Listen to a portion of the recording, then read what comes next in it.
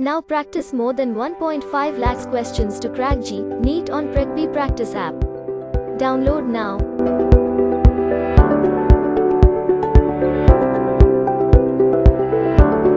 तो सबसे पहले तो फोर्सेस क्या होती है, राइट? आपने ऑलरेडी क्लास 9 में पढ़ा है कि फोर्स क्या होता है। It's a push or pull that can change the state of rest or of uniform motion, right? ठीक है, सो द बेसिक डेफिनेशन ये हो गया। तो इसके कारण क्या क्या हो सकता है? We can change the speed, we can change the direction of motion, we can change the speed as well as direction, और we can change the shape, right? Shape and size of the object with the help of force. और एक और हम इसको usually जो SI unit होता है, SI unit of force is Newton, right? And there is another unit which is known as kilogram force, and 1 kilogram force multiply with 9.8 will be your force in Newton, right? Okay. So if we have 10 kilogram force, you want to convert it into SI unit, so it will be 9.8 into 10, right? That is 98 Newton, right? So okay, so I hope it is clear, right? Okay. तो अब देख लेते हैं जो forces की अलग अलग types की फोर्सेस। तो फोर्स को मैं दो कैटेगरीज में डिवाइड कर रहा हूँ। One will be your contact forces and second category है हमारी नॉन कॉन्टैक्ट, राइट? तो जो मेजरली हम डिस्कस करने वाले हैं इस चैप्टर में कॉन्टैक्ट फोर्सेस में, कॉन्टैक्ट का मतलब क्या होगा? Can tell? टचिंग। मतलब टचिंग, मतलब जो एजेंट है वो एक्चुअल में फिजिकल टच में होता है विद द ऑब्जेक्ट जिस पर वो फोर्स लगा रहा है, राइट? से यहाँ पर हम बात करेंगे आपका normal reaction,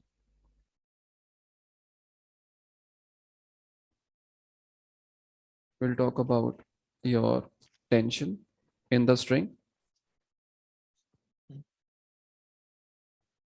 and then we'll talk about your friction. Okay, और कोई कॉन्टैक्ट फोर्स? ओके, सो जैसे आता रहेगा मैं लिखता रहूंगा। नॉन कॉन्टैक्ट में क्या होता है यूजली आपकी? इलेक्ट्रोस्टैटिक। यस, तो यूजली आपकी फील्ड फोर्सेस की बात कर लेते हैं यहाँ पर, राइट? सो एक आपका हो गया से gravitational force, right? And then we have electrostatic force,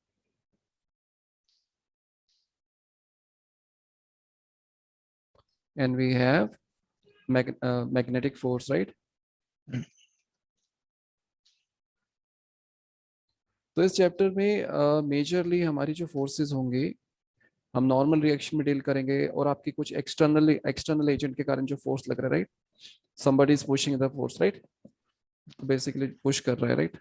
so some external agent pushing और pulling, right? For example there is a block, और इस ब्लॉक पर हम एक्सटर्नली एक फोर्स लगा रहे हैं, right? So we are exerting this force with some agent. So let us say this is your contact force, right? Okay, so थोड़ा बहुत बेसिक आइडिया इलेक्ट्रोमैग्नेटिक फोर्सेस के बारे में देख लेते हैं। इलेक्ट्रोमैग्नेटिक फोर्सेस होती क्या है? Forces exerted by one particle on the other because of the electrical charges on the particle is called electromagnetic, right? तो बेसिकली आप कह सकते हो कि आपकी जो फ्रिक्शन फोर्स है that is electromagnetic force. Normal reaction force is also electromagnetic force, right? तो इसे कुछ कैरेक्टरिस्टिक्स हैं, इट कैन बी अट्रैक्टिव और रिपल्सिव, राइट? तो हमारे जो दो चार्ज्ड पार्टिकल्स हैं, पॉजिटिव चार्जेस हैं, तो उनके बीच में रिपल्शन होगा। and if we have say unlike charges plus minus, so attraction होगा, right? And they are long range force, right? They can act over a long distance. They depend on the nature of the medium. तो ये हम आपने already पढ़ा हुआ है कि nature पे डिपेंड करता है, राइट? मीडियम पर permittivity of the free space हमने देखा था, एक फिर हाँ। Yes permittivity of the your medium, और right? So all your macroscopic forces जो हम एनकाउंटर करते हैं डे टू डे लाइफ में, जैसे कि force of friction, normal reaction, muscular force, right? All these are your electromagnetic forces, right? Okay, तो ये हमारा बेसिक आइडिया। और हाँ, यहाँ पर एक स्प्रिंग फोर्स भी हम लिख लेते हैं, राइट? ओके, स्प्रिंग फोर्स भी लिख लेते हैं। ग्रेविटेशनल फोर्स ये आपको काफी लाइक आइडिया होगा, ग्रेविटेशन किया है ना आपने, आई थिंक हाँ जब आपने इलेक्ट्रोस्टैटिक्स किया हो तो ग्रेविटेशन भी किया होगा, राइट? हाँ साथ तो में। ठीक है, तो ये फॉर्मूला आपको पता है तो मैं इसको एक्सप्लेन नहीं कर रहा हूँ। जी की वैल्यू क्या होती है, तो अभी इतना यूज नहीं है यहाँ पर, ग्रेविटेशन चैप्टर में इसका यूज आता है। न्यूक्लियर फोर्स इसको हम बाद में देखेंगे, राइट? जब हम आपने रेडियो एक्टिविटी कर लिया, हाँ मॉडर्न फिजिक्स में किया होगा ना, ठीक है? तो उसका बेसिक आइडिया आपको है। Now contact force, forces which are transmitted between the bodies by the short range atomic molecular interactions, right? जो मैंने अभी आपको बताया था, atomic molecular interaction are called contact force. When two surfaces come in contact they exert contact force on each other. Now let us say there is a block, और इस block पर आप फोर्स लगा रहे हो, राइट? और ये block आपका मूव करना शुरू कर देता है, it is moving in this direction. अब यहाँ पर क्या होता है, there is a reaction force exerted by the ground से दिस फोर्स, राइट? अब इस फोर्स के दो कंपोनेंट्स होते हैं, एक होता है पैरेलल टू द ग्राउंड और एक होता है normal to the ground, right? इसको बोलते हैं नॉर्मल रिएक्शन, इसको बोलते हैं friction. Is it clear? Right Siddharth? Yes. तो आपका जो रिएक्शन होता है that is the resultant of these two, N square plus F square. So reaction from ground basically is the resultant of normal reaction and the frictional force, right? हाँ okay, सो तो ये आपको मैंने बता दिया बेसिकली क्या है, राइट? अगला देखते हैं। एक आपके पास 10 किलोग्राम ब्लॉक है और यहाँ पर एक 5 किलोग्राम ब्लॉक है। इन दोनों के बीच में जो नॉर्मल ये जो कांटेक्ट फोर्स है वो कितना होगा at this particular instant? So they are resting on the ground, what is the contact force between them? अच्छा, जो ये नॉर्मल रिएक्शन है ना, एक बार इसका मैं एक और चीज बता देता हूँ।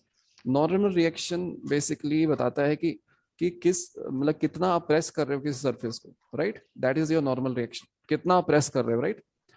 How strongly the two surfaces are placed against each other, that is your normal reaction. Okay, तो अब जब भी प्रेसिंग होगी in that case there will be a normal reaction force, right? अब ये प्रेसिंग आप ग्राउंड को भी कर सकते हो, दो ब्लॉक्स को आपस में भी प्रेस कर सकते हो, राइट? तो अगर हमारे पास एक ब्लॉक है और ये 10 kg का है तो इस पर नॉर्मल रिएक्शन कितना होगा? It is at rest 100। अगर हमारे पास ऐसा है,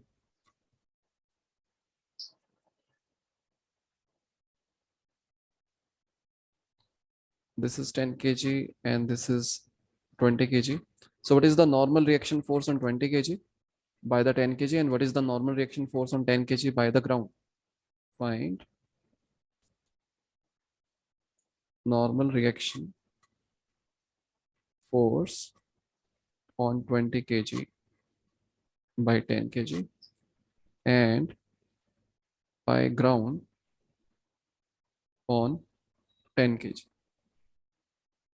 आपका जो 20 kg है उस पर एक ग्रेविटेशनल फोर्स लग रहा है, राइट? हाँ अब जो ग्राउंड है जो 10 kg वो उसके ऊपर एक ऊपर को फोर्स लगा रहा है which is the normal reaction, right? तो ये N1 200 हो जाएगा ना।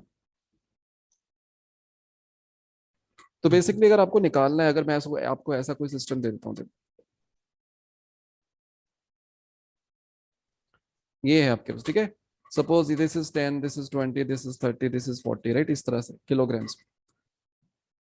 तो अगर मुझे यहाँ पर नॉर्मल रिएक्शन निकालना है, मतलब प्रेसिंग फोर्स, राइट, यहाँ पर निकालना है, so that will be 40 plus 30 plus 20 plus 10, right? सबको ऐड कर दो, 70 plus 30 that is 100, so 1000 Newton, right?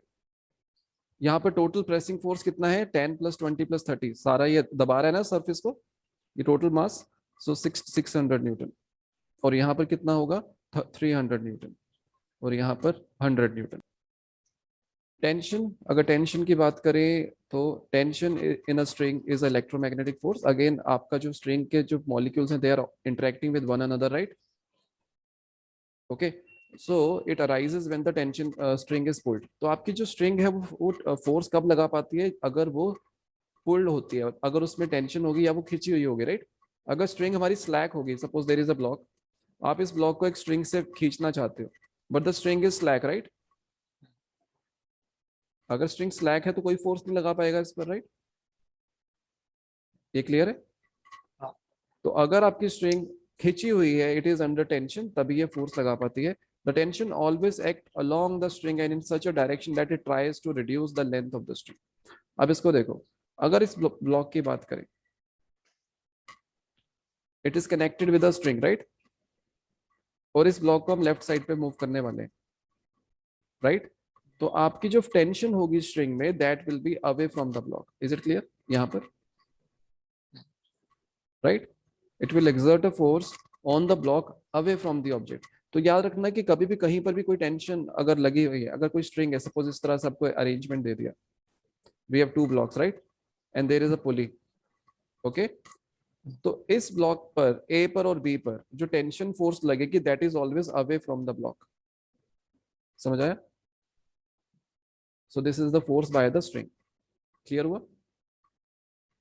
Okay, if the string is massless, then the tension will be same along the string, but if the string has some mass, then the tension will be continuously change along the string. For example, अगर मेरे पास एक massless string है, चाहे मैं इस point की बात करूँ, इस point की बात करूँ, इस point की बात करूँ, right? At every point, the tension will be same.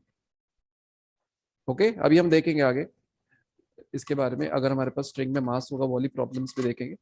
पर अगर string में mass होगा, in that case आपकी जो सपोज आपने यहाँ पर फोर्स लगाया से 100 न्यूटन राइट, ओके. तो आपने यहाँ पे 100 न्यूटन फोर्स लगाया, तो आपकी जो फोर्स है वो धीरे धीरे करके डिक्रीज होने लग जाएगी. So tension will decrease in this direction in case of string with mass.